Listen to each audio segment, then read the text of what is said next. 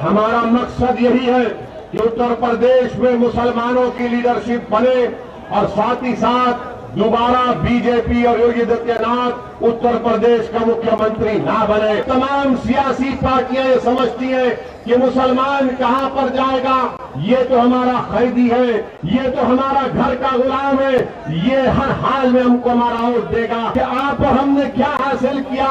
हमारे बच्चे जेलों में पड़े हुए, कभी जेल में एनकाउंटर हो जाता है, कभी दहशतगर्दी के नाम पर जेल में झूठे केसों में डाल दिया जाता है। आपको इन हालात को बदलना है। बीजेपी के दौर में किसान की खेत गाय भैंस जंगली सुअर खा सकते, अगर किसी को हाथ लगाए तो उसकी इज्जत इंसान से ज्यादा। समाजवादी पार्टी है, कांग्रेस है, इनके पास अगर कोई मुस्लिम नेता है, वो बेचारा मंच पे आता है तो उससे कहते हट जा, सामने मत आ, वरना बीजेपी आ जाएगी। यानी तो वो हो गया पिक्चर का डायलॉग कि सो जा वरना गब्बर सिंह आ जाएगा। आप मुकद्दर के फैसले करेंगे, याद रखो। जिस दिन आप उत्तर प्रदेश में मुसलमानों की क़यादत को बनाएंगे, कोई उत्तर प्रदेश के सियासी फैसले तुम्हारी आवाज के बगैर तुम्हारे से पूछ कर नहीं किए जाएंगे। सुप्रीम कोर्ट ने कहा कि protest and dissent are part of democracy, यानी मुखालिफत और पुरअमन एहतजाज जमहूरियत का बुनियादी उसूल है। तुमने दुनिया के सामने रोकर अपनी बेबसी का इजहार किया। हाँ, हम भी रोते हैं, मगर दुनिया के सामने नहीं, रब करीम के सामने सर झुकाकर हम रोते हैं कि या अल्लाह इस कौम को, तेरे हबीब की उम्मत को इस मुल्क में इज्जत से नवाज दे। हम अल्लाह के खौफ से रोते हैं, मगर मुसलमानों जालिमों के आगे रोना नहीं।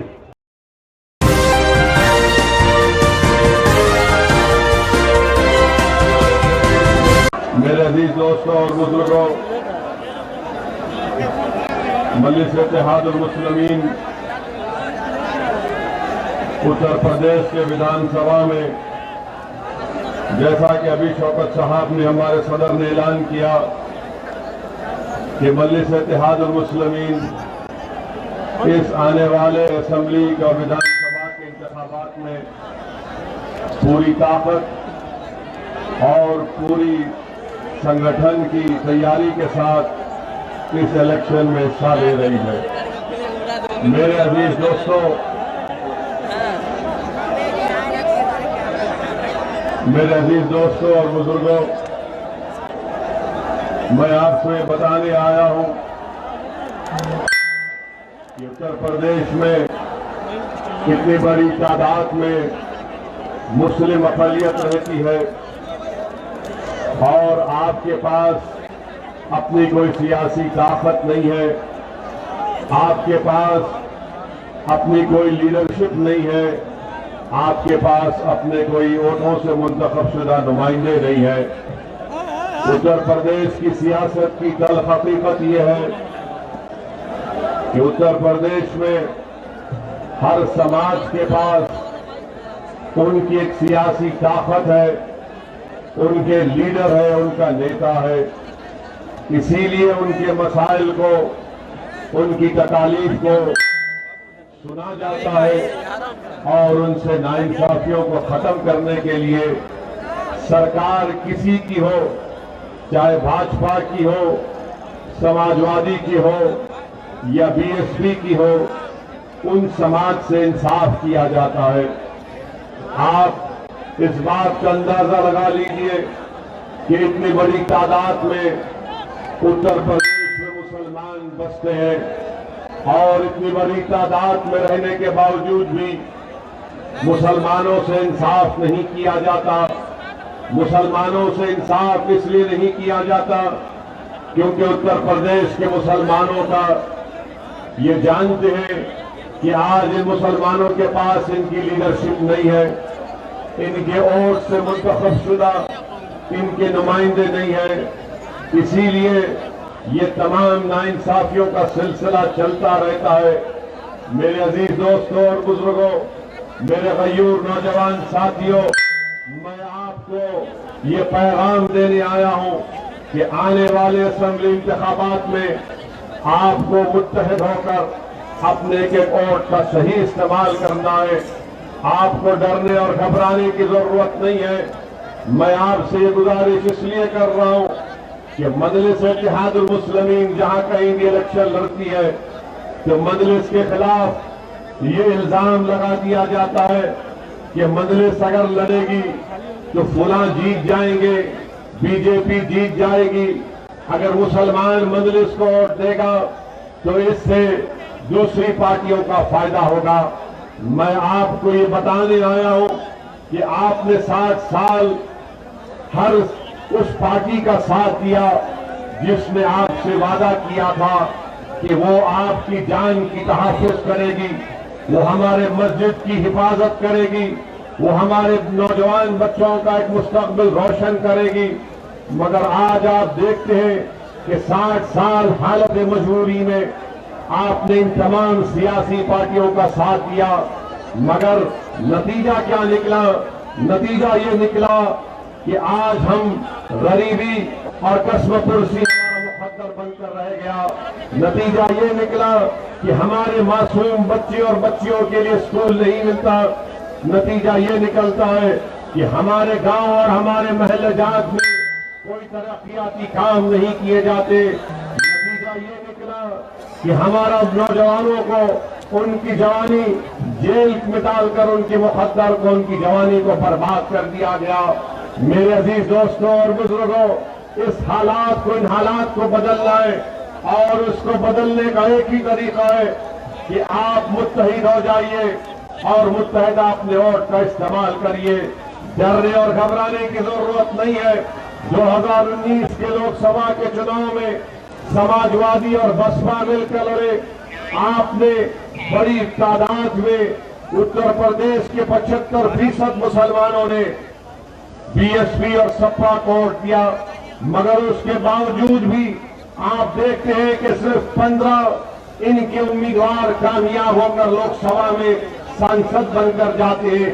मेरे अजीज दोस्तों और बुजुर्गों, बताइए सिर्फ 15 पर क्यों कामयाबी हासिल की? और खुद अखिलेश यादव समाजवादी पार्टी के, उनके खानदान के 3 लोग इलेक्शन हार जाते हैं। हकीकत यह है उत्तर प्रदेश के मुसलमानों कि आप तो सेकुलरिज्म के नाम पर इन तमाम पार्टीज को वोट दे रहे, मगर समाजवादी हो या बीएसपी हो, इनका वोट जो हमारे हिंदू भाइयों का वोट इनको नहीं मिल रहा है। इसीलिए मैं आपसे अपील करने आया हूं कि कल तक आपके पास कोई मुतबादिल नहीं था, आज मजलिस आपके दरमियान में है। मैं आपसे गुजारिश करने आया हूं कि आप अपनी पार्टी के उम्मीदवारों को आने वाले विधानसभा के इलेक्शन में वोट देकर कामयाब करिए। और हमारा मकसद यही है कि उत्तर प्रदेश में मुसलमानों की लीडरशिप बने और साथ ही साथ दोबारा बीजेपी और योगी आदित्यनाथ उत्तर प्रदेश का मुख्यमंत्री ना बने। ये उसी वक्त होगा जब उत्तर प्रदेश के मुसलमान मुत्तहिदा अपने एक वोट मजलिस के हक में इस्तेमाल करेंगे। याद रखिए, हर वक्त हमको बोलकर डराया जाता है कि आवाज मत उठाओ, सामने मत आओ, वरना बीजेपी आ जाएगी। मैं आपसे कह रहा हूं कि आपको आवाज उठाना है, आपको सामने आना है, आपको नेता बनना है और आप बीजेपी को हराएंगे इंशाअल्लाह ताला। समाजवादी पार्टी ने बीएसपी से मिलकर अलायंस किया, तब भी बीजेपी जीत गई। 2017 में समाजवादी पार्टी और कांग्रेस मिलकर लड़े, तब भी बीजेपी कामयाब हो गई। 2014 में बीजेपी यहां से इतनी बड़ी तादाद में अपने अराकीन पार्लियामान को कामयाब करती है। आपके वोट की अहमियत नहीं रही। उत्तर प्रदेश के मुसलमानों को अगर अपने वोट की अहमियत को दिखाना है, अगर आपको अपनी सियासी ताकत को दिखाना है, तो मैं आपको अपील कर रहा हूं कि मजलिस इत्तेहादुल मुस्लिमीन के हक में अपने वोट का इस्तेमाल करिए। तब जाकर आपकी सियासी ताकत नजर आएगी, तब जाकर आपकी सियासी अहमियत नजर आएगी। वरना ये तमाम सियासी पार्टियां ये समझती हैं कि मुसलमान कहां पर जाएगा, ये तो हमारा खैदी है, ये तो हमारा घर का गुलाम है, ये हर हाल में हमको हमारा वोट देगा। आप जिसको वोट दे रहे हैं बताइए आपने क्या हासिल किया। मैं आपको जज्बात में लाने के लिए नहीं कह रहा हूं, मगर ठंडे दिल से सोचिए कि आप और हमने क्या हासिल किया। हमारे बच्चे जेलों में पड़े हुए, कभी जेल में इनकाउंटर हो जाता है, कभी दहशतगर्दी के नाम पर जेल में झूठे केसों में डाल दिया जाता है। आपको इन हालात को बदलना है। अगर आपको तकलीफ है कि नाइंसाफी को खत्म करना है, तो मेरे अजीज दोस्तों और बुजुर्गों, आपको अपने वोट का सही इस्तेमाल करना पड़ेगा। मैं जब हम मजलिस यहां पर आती है तो सब मिलकर कहते हैं कि मजलिस इनकी एजेंट है। कभी अब आपने सुना कि उत्तर प्रदेश के मुख्यमंत्री योगी आदित्यनाथ ने कह दिया कि ओवैसी समाजवादी का एजेंट है। समाजवादी पार्टी बोलती कि ओवैसी बीजेपी का एजेंट है। कांग्रेस बोलती कि ओवैसी फुला का बी टीम है। मैं समाजवादी पार्टी से, बीजेपी से कहना चाहूंगा कि योगी आदित्यनाथ और अखिलेश यादव मेरी खातिर एक जगह बैठकर तय कर ले कि मैं किसका एजेंट हूं। आप दोनों बैठ जाइए। जैसा अखिलेश यादव ने अपने घर की शादी में मोदी को बुलाया, पूरे भाजपा के लीडरों को बुलाया, उसी तरह कहीं एक जगह बैठ जाइए, बैठ के फैसला कर लीजिए कि ओवैसी किसका एजेंट है। बाबा आप भी बैठ जाओ, अखिलेश को भी अपने साथ बिठा लो। और मैं आपके दरमियान में खड़े होकर ये कह रहा हूं, पहले भी कहा था, आज भी कह रहा हूं, किसी माइका लाल में हिम्मत नहीं है ओवैसी का एजेंट। किसी माइका लाल में हिम्मत नहीं है। और याद रखो, वो लोग जो अपने ईमान का सौदा करते हैं, वो लोग जो अपना जमीर बेच सकते हैं, वो लोग जो दौलत पर अपना सब कुछ कुर्बान कर सकते हैं, वो लोग जो जालिम को देखकर डरकर अपना ईमान सब चीज बेच सकते हैं, वो एजेंट हो सकते हैं। असदुद्दीन ओवैसी इंशाअल्लाह ताला अल्लाह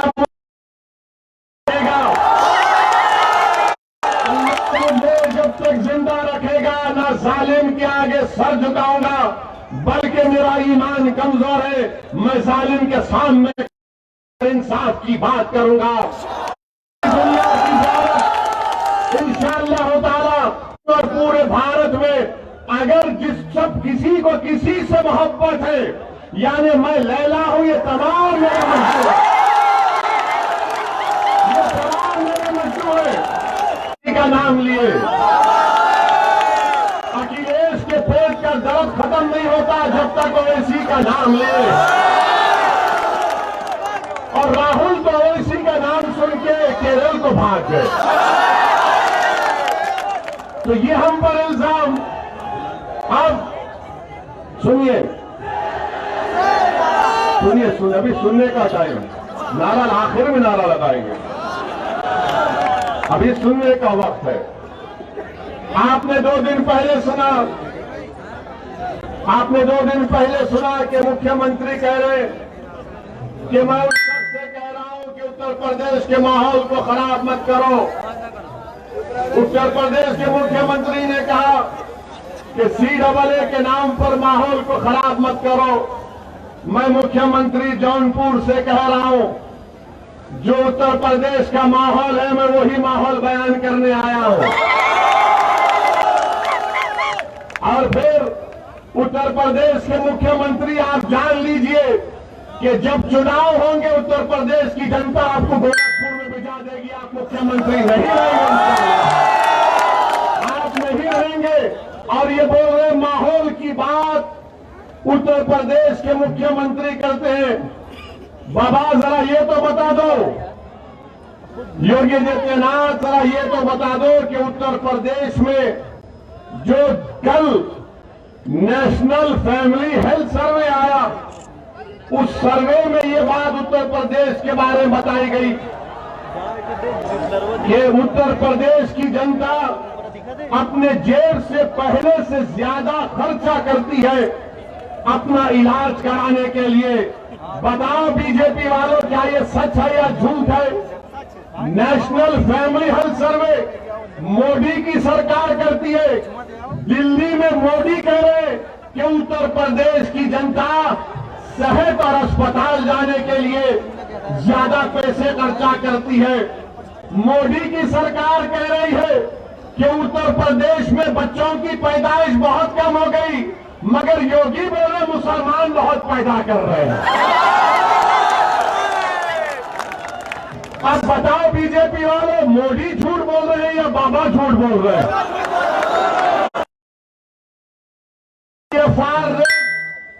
पीएफआर रेट उत्तर प्रदेश का गिरता जा रहा है, मगर भाजपा को यूपी में दिख रहा है कि मुसलमान बच्चे बहुत पैदा कर रहे हैं। ये मोदी की सरकार कहती है। तीसरा, सिर्फ 11% बच्चों को खाने को खाना मिलता है। कौन सी सरकार बीजेपी दे रही है? सिवाय ठोक दो, बुलडोजर चला दो, अरे इस तरह की बातें करने से कुछ हासिल नहीं होगा। अब आप ये देख लीजिए, बीजेपी की सरकार में, जब बीजेपी की सरकार बनी अप्रैल 2017 में, उस वक्त ये कहा गया था कि डबल इंजन की सरकार, कहा गया था ना कि मोदी एक इंजन, योगी एक इंजन। अब नहीं मालूम बड़ा इंजन कौन सा था, छोटा कौन सा था। कहा गया डबल इंजन। अच्छा, डबल इंजन में क्या हुआ? उस वक्त 2017 में आप अंदाजा लगाइए कि इतने लोगों को जिनके पास नौकरी नहीं थी मगर नौकरी चाहते थे, उस वक्त 40 लाख थे 2017 में। अब अगस्त 2021 आते आते 56 लाख हो गया, यानी 16 लाख लोग नौकरी करना चाहते बढ़ गए। बताओ बीजेपी वालों, ये झूठ है या सच है? आप अंदाजा लगाइए। फिर उसके बाद 2017 में 38% लोगों के पास जॉब था। आज कितने लोगों के पास नौकरी है बताओ? उससे कम। हालात इतने खराब हो गए उत्तर प्रदेश में कि नौजवान चाहे किसी जात और बरादरी का हो, किसी मजहब का हो, उसके पास नौकरी नहीं है। मेरे अजीज दोस्तों और बुजुर्गों, जो असदुद्दीन ओवैसी पर इल्जाम लगाते हैं भड़काऊ भाषण का, सुनो एक और भड़काऊ भाषण अब तुम्हारे सामने कर रहा हूं। 4 साल पहले 25 और 29 साल के दरमियान मुझे नौजवान लड़के और लड़कियां थे, वो 8% अनएम्प्लॉयड थे, बेरोजगार थे 4 साल पहले। अब हम नवंबर 2021 में आपको मालूम कि जिनकी उम्र 25 और 29 साल है, कितने लोग उत्तर प्रदेश में बेरोजगार है?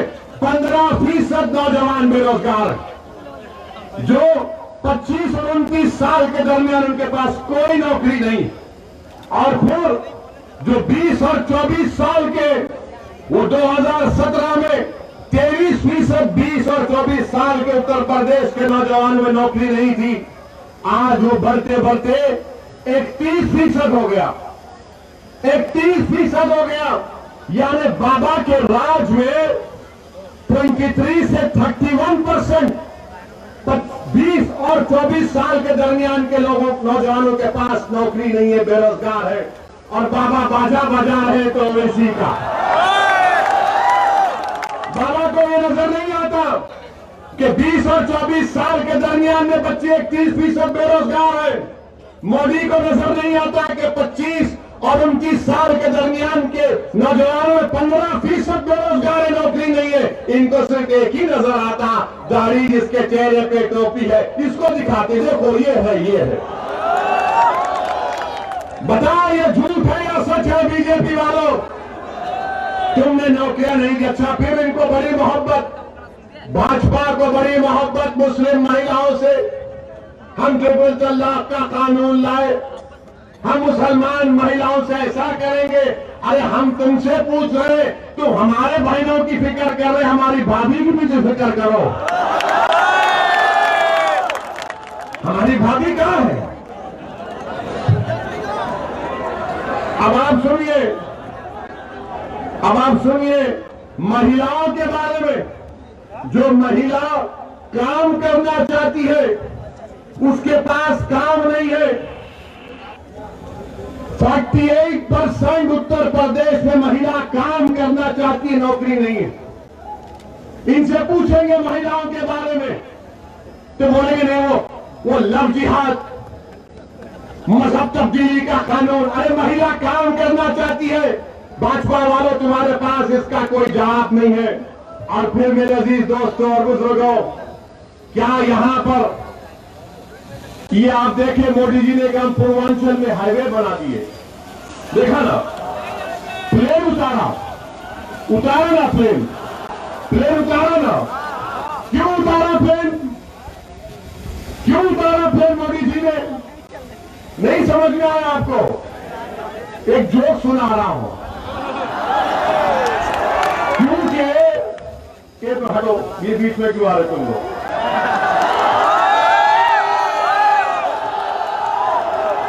मोदी जी ने, सुनिए, मोदी जी ने प्लेन क्यों उतारा? इसलिए उतारा कि उत्तर प्रदेश की जनता को बताने के लिए, सुनो, उत्तर प्रदेश की जनता को बताने के लिए कि भाइयों बहनों, पेट्रोल इतना कीमती हो चुका कि सिर्फ मैं ही प्लेन उतार सकता, तो इसीलिए प्लेन उतारा। और मोदी जी ऐसा करते उतर रहे थे, फिर गाड़ी में बैठे और मुख्यमंत्री को अकेला छोड़ दिया। किसी उत्तर प्रदेश के शातिर नौजवान ने एक वीडियो बना दिया बाबा को दिखाते हुए कि अकेले अकेले कहां जा रहे हो। क्या पेट्रोल डीजल महंगा नहीं हुआ? क्या पेट्रोल डीजल महंगा नहीं हुआ? क्या सरसों का तेल महंगा नहीं हुआ? क्या गैस का सिलेंडर महंगा नहीं हुआ? महंगाई नहीं बढ़ रही है? क्या महंगाई नहीं बढ़ रही है? तो फिर तुम वोट किसको दोगे? तुम महंगाई को देख करके बीजेपी को वोट दोगे? तुम क्या पेट्रोल की डीजल की कीमत देखकर बीजेपी को वोट दोगे? तुम क्या गैस का सिलेंडर जो 1400 रुपये हो चुका है कि तुम बीजेपी को वोट दोगे? क्या तुम सरसों के तेल को अपने खाने में मिलाओगे या पानी को मिलाकर खाना पकाओगे? बताओ तुम किसको वोट दोगे? फिर मेरे अजीज दोस्तों और बुजुर्गों, बीजेपी कीमतों को कम करने में नाकाम साबित हुई है। कीमतों को कम करने में नाकाम साबित हुई है। और मोदी जी बात करते हैं कि हमने वो बना दिया, हमने ये कर दिया, हमने फुला कर दिया। और ये योगी आदित्यनाथ कहते हैं वो ऐसी फुला है, ऐसा कर देंगे, फुला कर देंगे। याद रखो बीजेपी वालों, मैं मरने को तैयार हूं, तुम मारने तैयार हो, मुझे पता है। मैं जहां कहीं भी जाता हूं, मैं जहां कहीं भी जाता हूं, यही समझता हूं कि कल शाम तक या मैं जिंदा नहीं रहूंगा या सुबह का सूरज नहीं देख पाऊंगा। ये मेरा ईमान है। और अगर ये लोग समझ रहे कि हम मौत से डरते, नहीं डरते मौत से। हम मौत के बाद जो हिसाब होगा उससे डरते, मौत से नहीं डरते।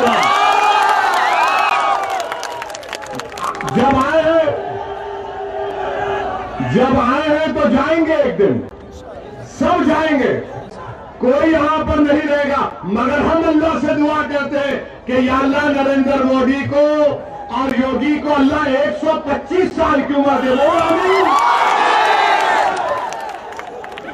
और हमको अल्लाह सेहत से जिंदा रखे, ऐसी सेहत दे कि हम जिंदा रहे तो अल्लाह के आगे सर झुकाए, जालिमों के आगे कभी ना झुकाए। और फिर ये दूसरा इनका बहुत बड़ा शीरा है आपके जौनपुर के बारे में। अभी हम बनारस एयरपोर्ट से आ रहे थे, विकास हम खुद देख लिए, गाड़ी चलती नहीं है। ऐसा दिखता है कि खड्डे रोड में लगता, ऐसा लगता है कि खड्डे खुद रोड बन चुके हैं, चलती नहीं है गाड़ी। ये विकास है। अच्छा आपका देखिए, क्या जौनपुर में जो किसान है उनकी खेतों का क्या हाल है? उनकी खेतों का हाल यह है कि किसान रात में नहीं सो पाता कि कहीं गाय ना चले जाए, कहीं भैंस ना चले जाए, कहीं जंगली सूअर ना चले जाए।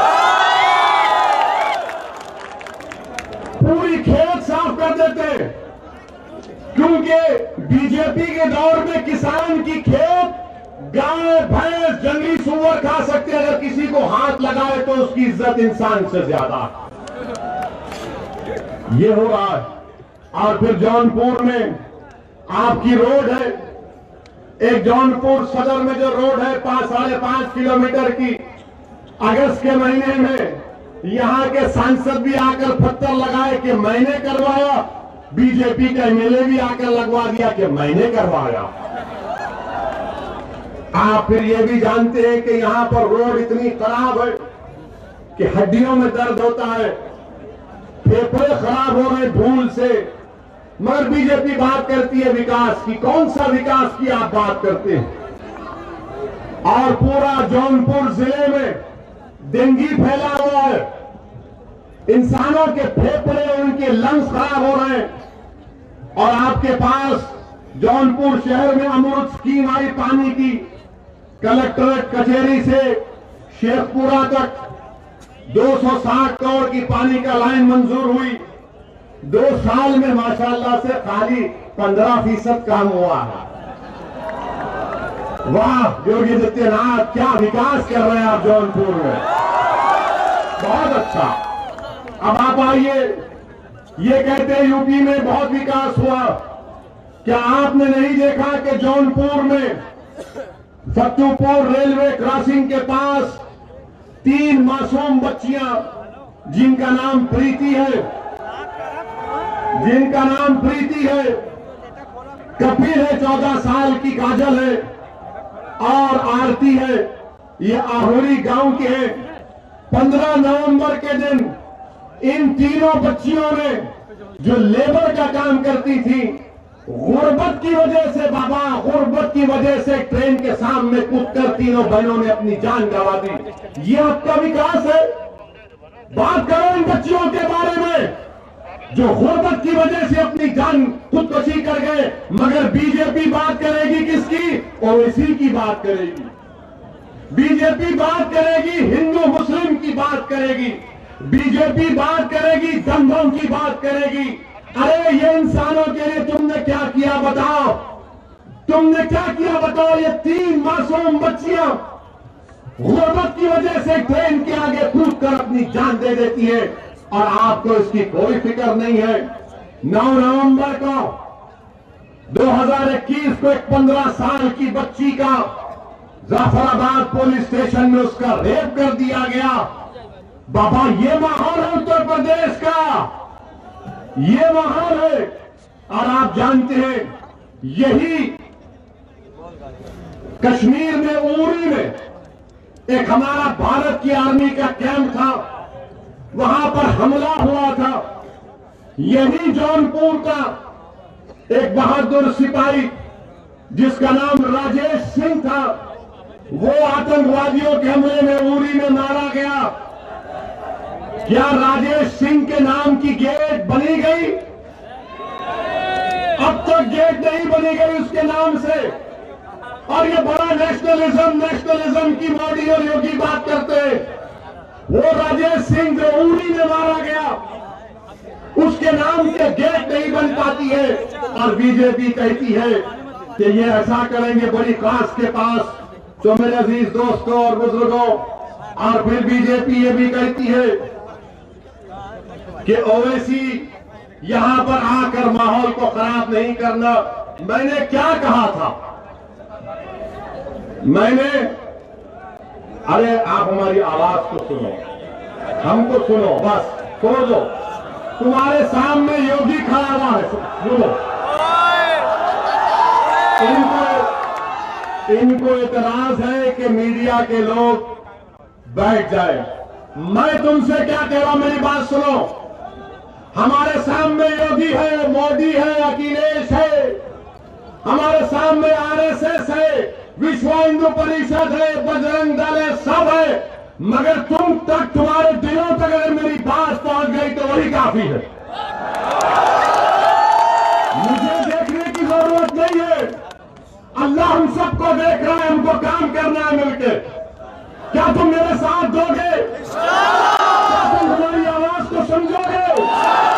क्या तुम मिलकर लड़ेंगे इंशाअल्लाह? क्या तुम जालिमों से डरोगे? क्या तुम हुकूमत से डरोगे?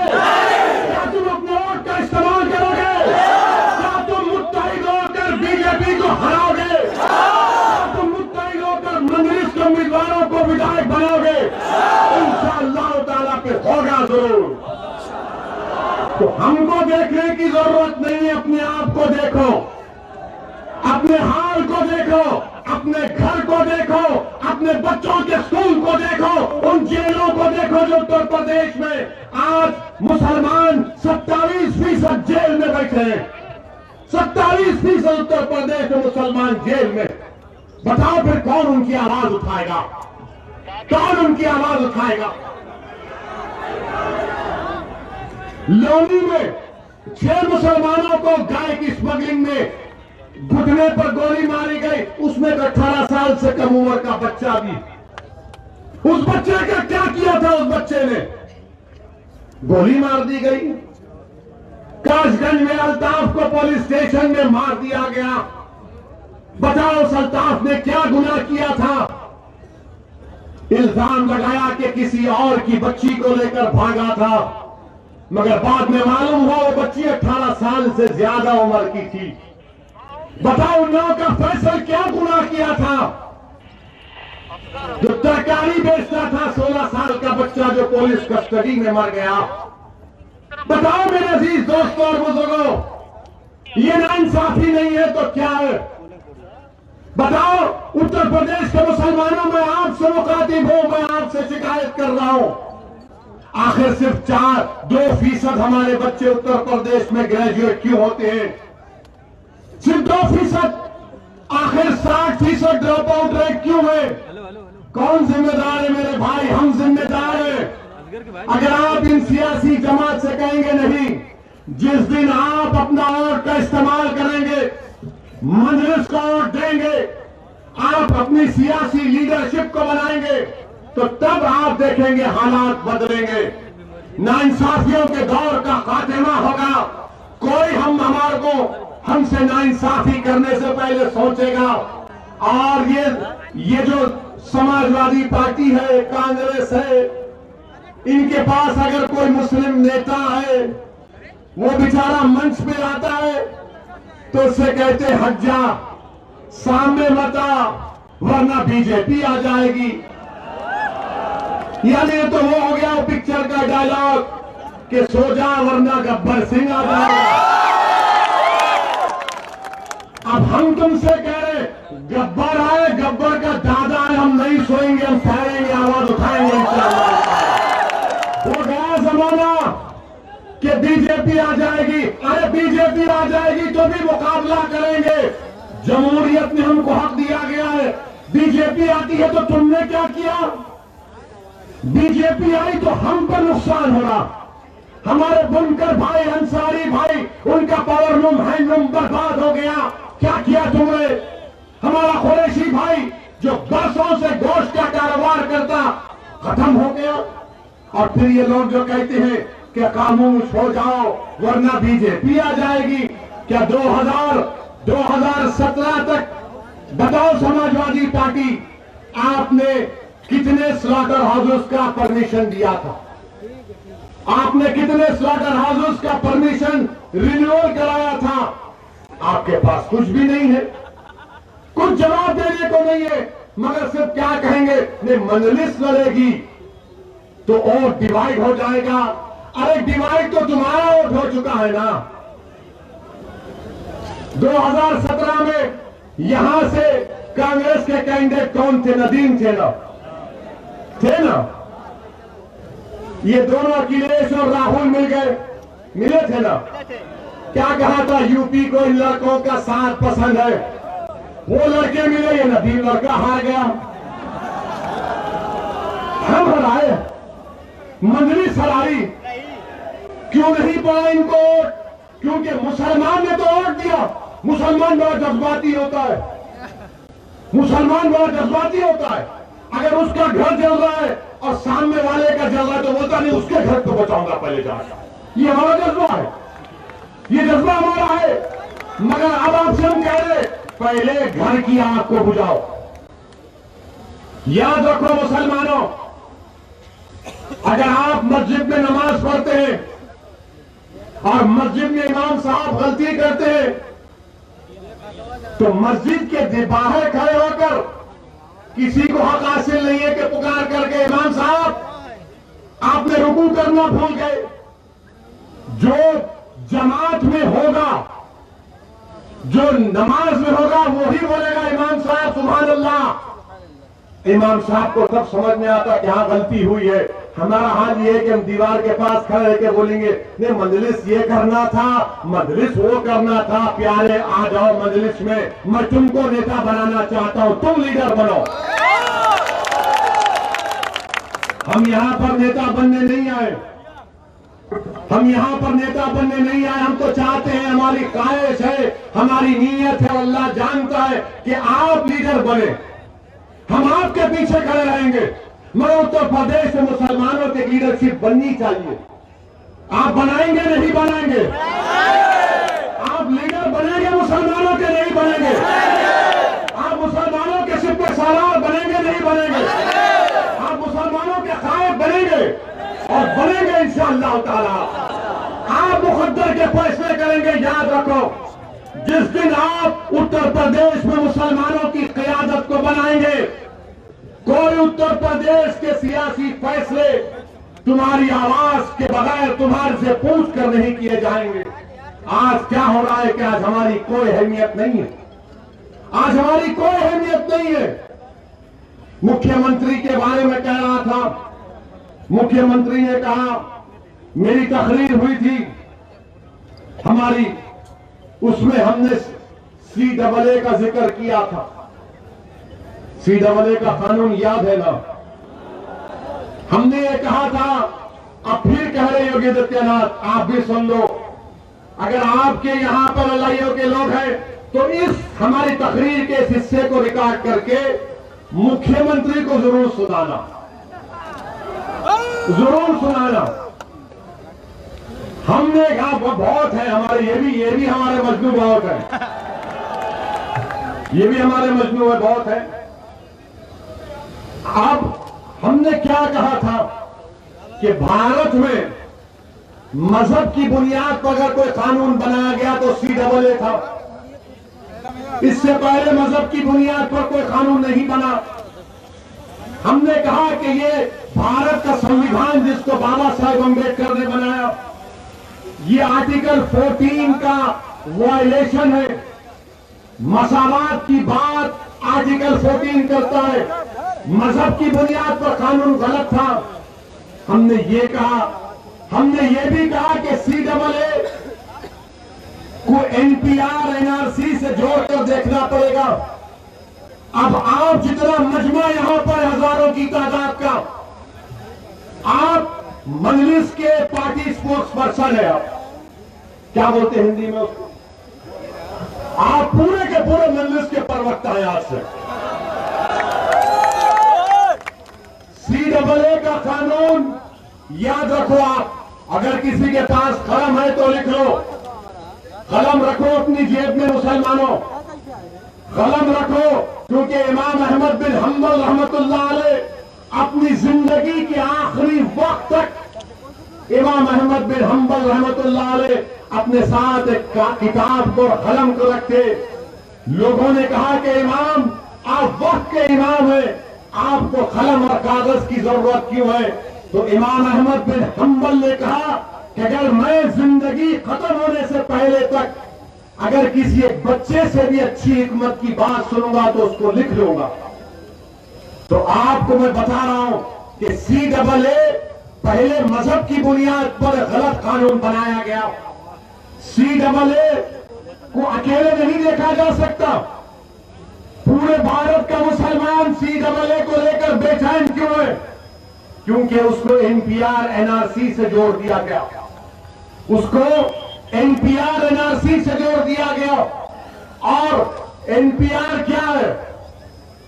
आपको मालूम NPR NRC क्या है? कल अगर सेंसस होगा उत्तर प्रदेश में तो सेंसस करने वाले आपके घर को आएंगे। आपका नाम, आपका मजहब, आपकी पासपोर्ट की कॉपी, आधार कार्ड, आप कहां पैदा हुए, वालिद वालदा कहां पैदा हुए, उनका कागज पूछेंगे और एक लिस्ट बनाकर तहसीलदार के दफ्तर में पहुंचा देंगे। वो तहसीलदार ये कहेगा कि ये डाउटफुल सिटीजन है, शहरी है। फिर आपसे कहा जाएगा असदुद्दीन ओवैसी से कि बताओ तुम इस भारत के शहरी हो या नहीं? अब मुझे भागना पड़ेगा। ये कागज वो कागज, ठीक है, हमने कुछ लाके दे दिया। फिर उसके बाद तहसील के ऑफिस में लिस्ट लगाई जाएगी। वहां पर ये संघ परिवार के लोग जाएंगे और जहां जहां मुसलमान का नाम रहेगा वो बोलेंगे डाउटफुल है, ये डाउटफुल है, ये भारत का शहरी नहीं है। फिर हमको अपनी शहरियत को साबित करना पड़ेगा। ये NPR NRC है, इसके खिलाफ हमें। अब आप सवाल करेंगे कि असदुद्दीन ओवैसी ये तो हुआ नहीं। तो मैं आपसे कह रहा हूं ये आसाम में हो चुका है। क्या हुआ आसाम में? सुप्रीम कोर्ट ने करवाया। वहां पर 19 लाख के नाम नहीं आए, जिसमें से 3.5 लाख मुसलमान के नाम थे। अब जब CAA आ गया, कानून बन गया ना, CAA कानून बन गया, तो वो जो गैर मुस्लिम है, जो 3.5 लाख मुसलमान को छोड़कर जो 15.5 लाख गैर मुस्लिम है, उनको CAA से उनको भारत का शहरी करार दे दिया जाएगा। और ये 3.5 लाख को फॉरेनर्स ट्राइब्यूनल कोर्ट में जाकर अपनी शहरियत को साबित करना पड़ेगा। ये होगा, याद रखो। अगर मोदी NPR NRC करेगा तो पूरे भारत में होगा। और जब हम ये चीज को देख चुके आसाम में, सुप्रीम कोर्ट मॉनिटर्ड हुआ, तो ये बोल रही देखो अभी तो रूल्स भी नहीं बने, अभी तो रूल्स नहीं बने, ओवैसी लोगों को भड़का रहा है। मैं भड़का नहीं रहा हूं, बल्कि हिंदू अखबार, अंग्रेजी का अखबार है, एक मशहूर जर्नलिस्ट है, बहुत मशहूर, जिसका नाम मोहतरमा विजयता सिंह है। गूगल में जाओ, हजरत गूगल में जाकर देखो, विजेता सिंह का नाम लिखो। हिंदू अखबार में विजेता सिंह ने मोदी हुकूमत का जो NPR का फॉर्म है उसको अखबार में शाये किया। हमने उसकी मुखालिफत की। वो फॉर्म तो यही सब बातें पूछ रहा है। और फिर जो लोग बोल रहे कि ऐसी भड़काऊ भाषण दे रहा है, कि बात सच नहीं है कि मोदी सरकार एक कानून है, अगर कोई पैदा होता है, कोई मरता है, तो उसको कानून का नाम है registration of death and birth. उस कानून को मोदी सरकार तरमीम कर रही है और तरमीम करके उसको आधार से, इलेक्शन कार्ड से और सेंसस से, NPR से जोड़ेगी। इसकी मुखालिफत कौन किया पूरे भारत में? असदुद्दीन ओवैसी ने किया। मरकजी हुकूमत ने आवाम से पूछा कि आप इस पर ऑब्जेक्शन है तो लिख कर दीजिए। हमने अमित शाह की मिनिस्ट्री को इसके खिलाफ ऑब्जेक्शन लिख कर दिया। और हम फिर से कह रहे हैं, अगर registration of birth and death के कानून में तरमीम होगी, वो बिल पार्लियामेंट में लाया जाएगा, तो इंशाअल्लाह ताला असदुद्दीन ओवैसी और इम्तियाज जलील उस कानून की मुखालिफत करेंगे। वो काला कानून होगा, वो NPR NRC की तैयारी होगी। ये बात हम जब करते हैं, और हमने कहा कि जिस तरह किसानों के कानून को वापस ले लिया गया, CAA के कानून को भी वापस लेना चाहिए, तो सबके पेट में दर्द शुरू हो गया। सबके पेट में दर्द शुरू हो गया। अरे राकेश, जब CAA NPR NRC आएगा तो हमारे को परेशानी होगी, तुमको परेशानी नहीं होगी, क्योंकि हम मुसलमान हैं। तुम्हारे लिए CAA इस्तेमाल हो जाएगा और हमारे लिए NPR NRC का इस्तेमाल होगा। मेरे अजीज दोस्तों और बुजुर्गों, मैं आपसे वादा कर रहा हूं कि अगर मरकजी हुकूमत NPR NRC के रूल्स बनाएगी, मजलिस एहतजाज करेगी, मजलिस प्रोटेस्ट करेगी। अगर CAA का कानून वापिस नहीं होगा, मैं फिर से कह रहा हूं, मेरा ये जमहूरी हक है। सुप्रीम कोर्ट ने कहा कि protest and dissent are part of democracy, यानी मुखालिफत और पुरअमन एहतजाज जमहूरियत का बुनियादी उसूल है। और बीजेपी नहीं चाहती कि एहतजाज हो, मोदी पसंद नहीं करते कि कोई उनके खिलाफ बात कहे। मैं आज जौनपुर से उन तमाम किसानों को सलाम करता हूं, उनको सलाम करता हूं जिन्होंने एहतजाज किया, तब से मस्त नहीं हुए।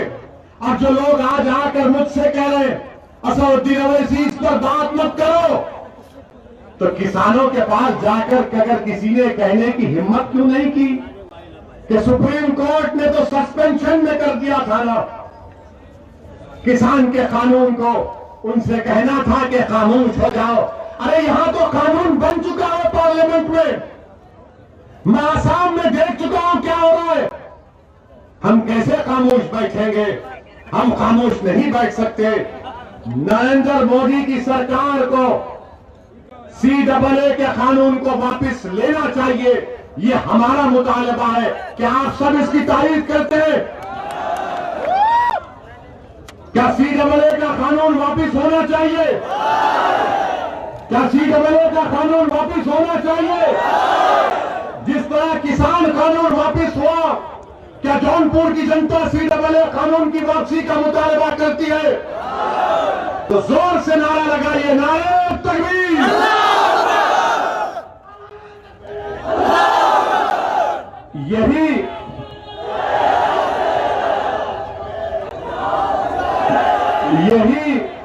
यही चीज उनको पसंद नहीं आती। और हम अपने भाइयों से कहना चाह रहे हैं, जब NPR NRC होगा तो मुसलमान नहीं, दलित को भी, यादव को भी, राजभर को भी, ब्राह्मण को भी, सबको लाइन में खड़ा रहना पड़ेगा। सबको लाइन में खड़ा कर देंगे मोदी जी, सबको लाइन में खड़ा कर देंगे। बोले कागज लाओ। मेरे अजीज दोस्तों और बुजुर्गों, इन अहम बात पर आपकी तवज्जो चाहता हूं और मैं आपसे वादा कर रहा हूं कि उत्तर प्रदेश के असेंबली इलेक्शन में आप मजलिस इत्तेहाद और मुस्लिमीन के उम्मीदवारों को अपना विधायक और MLA बनाइए। ये विधायक जब जीत कर उत्तर प्रदेश की विधानसभा में जाएंगे, ये तमाम के तमाम एक आवाज में उत्तर प्रदेश की विधानसभा में खड़े होकर इस बात का मुतालबा करेंगे कि CAA का कानून वापस लेना चाहिए, NPR NRC के रूल्स नहीं बनने चाहिए। आप मजलिस को और दीजिए, मजलिस को कामयाब करिए। हमारा विधायक जीत कर जाएगा तो आपकी बात करेगा, जौनपुर की डेवलपमेंट की बात करेगा, उत्तर प्रदेश के मुसलमानों की इंसाफ की बात करेगा और तमाम मजलूम आवाम के इत्तेहाद की बात करेगा। मेरे अजीज दोस्तों और बुजुर्गों, हिम्मत और हौसले को बुलंद रखिए और याद रखिए कि जो लोग हमसे कह रहे हैं कि जाओ जाकर मोदी से कहो, उनसे कहो, अरे याद रखो तुमने दुनिया के सामने रोकर अपनी बेबसी का इजहार किया। हां, हम भी रोते हैं मगर दुनिया के सामने नहीं, रब करीम के सामने सर झुकाकर हम रोते हैं कि या अल्लाह इस कौम को, तेरे हबीब की उम्मत को इस मुल्क में इज्जत से नवाज दे।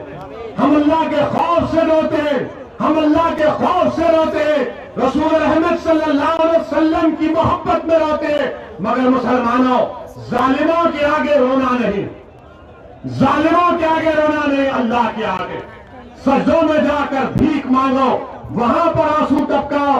अरे ये लोग डरने वाले हैं, इसीलिए रोते हैं।